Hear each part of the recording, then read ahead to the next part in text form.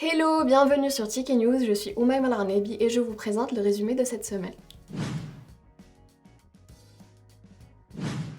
Politique, le député et fondateur de la radio Qur'an Karim, Saïd El-Jaziri, a porté plainte contre la Haute Autorité Indépendante de la Communication et de l'Audiovisuel, la HAICA, pour vol et tentative de meurtre, et ce suite à la saisie du matériel de diffusion de la radio le 17 mars dernier pour diffusion sans licence. Le président de la HAICA, Hichem Snoussi, ainsi que deux observateurs relevant de l'instance ont été convoqués lundi 26 avril devant la police judiciaire de Zarouen où la plainte a été déposée. Ayad Loumi, député et président du parti politique de Qalb Tounes, a annoncé son retrait du parti pour cause de différends entre le bureau politique et le bloc parlementaire. Il a assuré mercredi 28 avril que sa décision est irrévocable et qu'il compte rejoindre l'opposition. Abir Moussi, président du parti d'Estouriens Libres, a annoncé mardi 28 avril via sa page Facebook qu'une manifestation en voiture sous le slogan « Le peuple tunisien s'est réveillé et décidera de son propre sort » est prévue pour le samedi 1er mai 2021.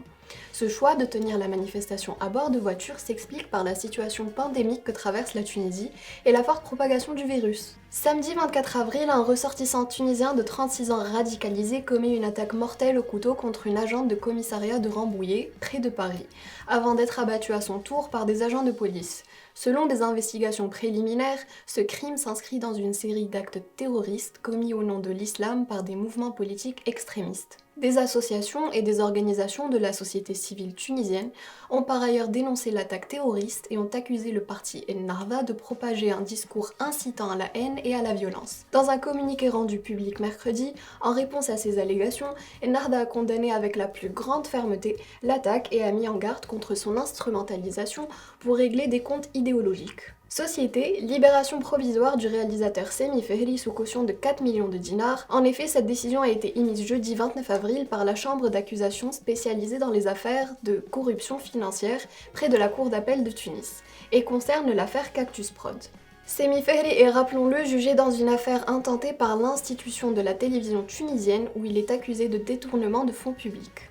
Covid, bilan de la semaine, les taux de contamination atteignent une moyenne de 1900 nouveaux cas par jour et un chiffre alarmant de 119 décès a été enregistré mercredi 27 avril, plus grand nombre de décès enregistrés en 24 heures depuis le début de la propagation du virus.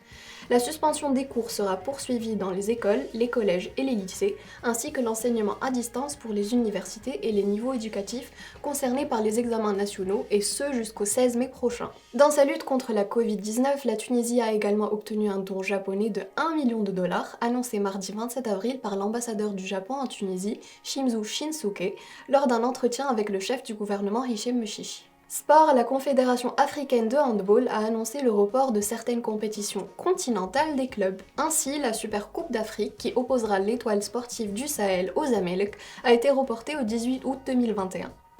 Volleyball, l'Espérance sportive de Tunis a remporté la finale du championnat d'Afrique des clubs de volleyball en 3-7.